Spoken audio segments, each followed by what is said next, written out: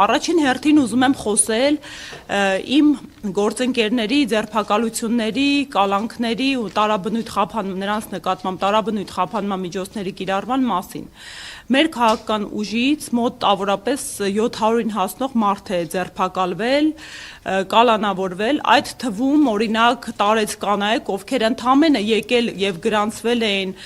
որպես ուժեղ Հայաստան կուսակցության անդամ, մարդկանց առավոտյան մտնում էին տներ, բերման էին ենթարկում, բացառապես ահաբեկելու նպատակով, տանում հարցաքննում էին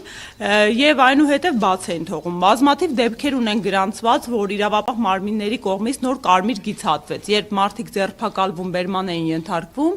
եւ մարդկանց մոտ ժամեր շարունակ թույլ չէին տալիս փաստաբանի մուտքը, խախտելով մարդու այդ բոլոր, ասեմ, մի շարք դրվագներով մենք հանցագործության մասին հաղորդումներ ենք ներկայացրել եւ բնականաբար մարդու հիմնարար պաշտպանության իրավունքներ խաթարվում։ Ասեմ ավելին, սա արդեն վաղուց չկիրառվող պրակտիկա էր, որը այս ընտրությունների նախօրեին վերակենդանացրեց իշխանությունը եւ ես շատ ցավում եմ, որ մեր երկրում իրավապահ մարմինները վեր են ածվել քաղաքական սպասարկուի։ Ոչ, մինչ ընտրական շրջանում կոնկրետ մեր քաղաքական ուժի մասին է խոսքը։ Այսինքն պարբերաբար, տեսեք, կան իրավական գործընթացներ, նորմալ իրավական ժողովրդավար երկրում։ Այո։ Ոչ միայն քարոզարշավը, մի փոքր ավելի վաղ շրջանն էլ հաշվի առնելով, նախընտրական փուլում, տեսեք, նորմալ իրավական պետությունում, երբ մարդկանց հիմնավոր կասկած է լինում կամ ինչ-որ հանցագործության դրվագ է լինում, մարդիկ ծանուցվում են, հրավիրվում են հարցաքննության, ընթացակարգ գոյություն ունի։ Մեր պարագայում բոլոր դեպքերում, օրինակ մենք ինչ-որ մի գյուղում կամ ինչ-որ մի համայնքում, մարզում ունենք նախընտրական քարոզչության իրավիճակ։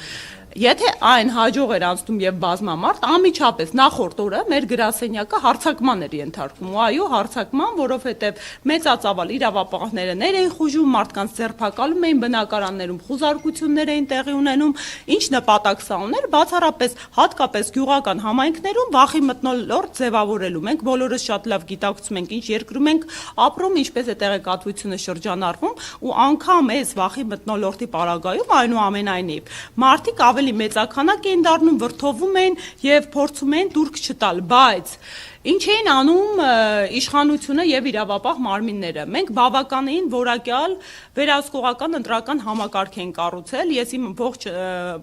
կենսագրության, հատկապես 18 թվականից հետո ընտրական իրավունքի պրակտիկան, իսկ պրակտիկաս բավականին հարուստ է, որովհետեւ ղեկավարել եմ դիտորդական առաքելություններ, եղել եմ ԵԱԿ-ի կողմից սերտիֆիկացված միջազգային դիտորդ եւ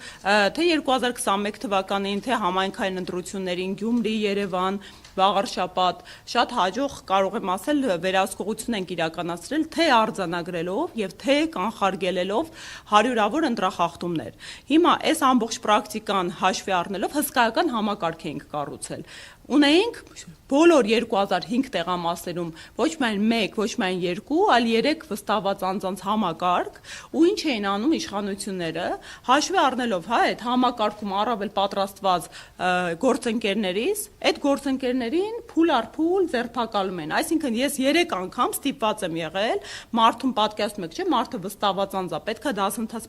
իրականացնես։ Այդ հատուկ ստեղծած համակարգում հմտությունները մարդուն սովորեցնես, մարդուն ուղղորդես, ոնց է աշխատանքը կազմակերպվում, եւ այս համակարգը, որը ըստ էության կարող եմ անհամեստորեն ասել, կարելի է դարձնել ԿԸՀ-ի այլընտրանք։ ԿԸՀ-ն ընտրական գործընթացում գոյություն ունի կենտրոնական ընտրական հանձնաժողով բուրգ է։ Իր ներքևը 38 ընտրատարածքային հանձնաժողովներն են, դրա ներքևն էլ արդեն 2005 տեղամասային ընտրական հանձնաժողովներն են։ Մենք նույնատիպի այլընտրանքային համակարգ ենք ստեղծել, որպեսզի կանխարգելենք հնարավոր միջամտությունները։ Այս համակարգս ողջ արդեն նախընտրական քարոզչության ընթացքում, երբ մեկնարկել էր մայիսի 8-ից, պարբերաբար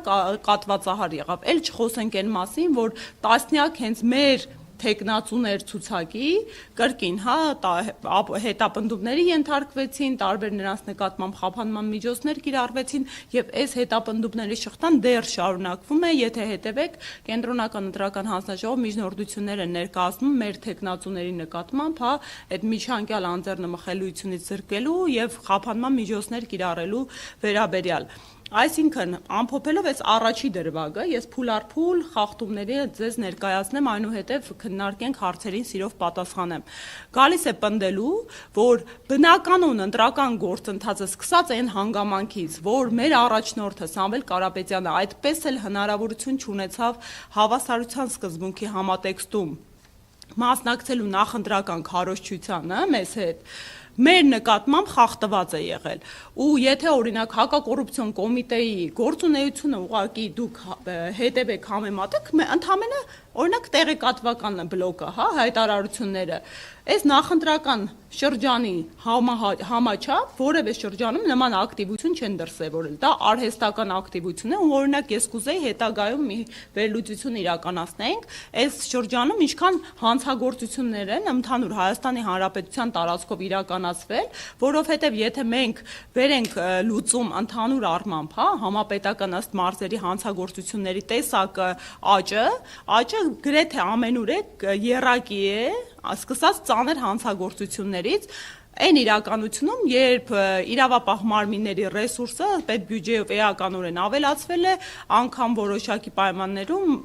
ֆինանսավորումը եռակի անգամ է ավելացվել։ Այսինքն ունենք իրավապահ մարմինների քանակի եւ ֆինանսավորման պետական մակարդակով աճ, դրան զուգահեռ ունենք նույնապես հանցագործությունների տեսակների ավելացում ու աճ։ Սա բնական ու նորմալ չէ եւ սա իմ խորին համոզմամբ պայմանավորված է նրանով, որ իրավապահ մարմինների առաջնային առաքելությունը այս իշխանությունը դարձրել է քաղաքական օրակարգեր սպասարկելը, ինչի հետևանքով էլ այլ տեսակի ու բնույթի հանցագործությունների կանխարգելումը էականորեն տուժում են։